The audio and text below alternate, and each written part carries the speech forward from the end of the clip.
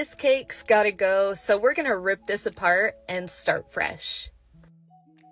This is one of my favorite parts of my job. Not only do I get to make cakes for customers and they are ordered fresh and delivered fresh, obviously, but there are a few cakes that I like to repurpose that are only for me and for educational purposes, and this is one of them.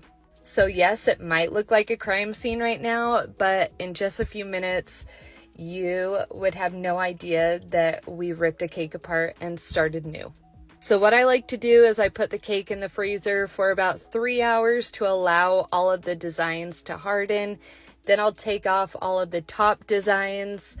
And then once I'm done doing that, I will take a good sharp knife and run it down the side of the cake to shave off any of that exterior frosting.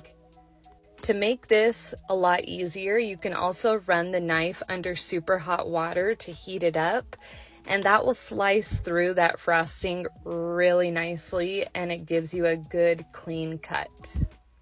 Once you're done doing that, I'm just going to take off that top layer of frosting now from the top of the cake, smooth that out, put it back in the freezer for about 10 minutes.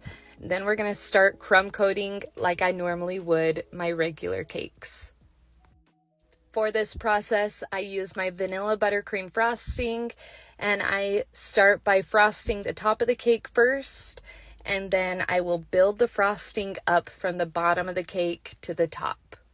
After I have my frosting on, I'm going to take my cake scraper, smooth it out to the point where I feel like it's a good, clean base.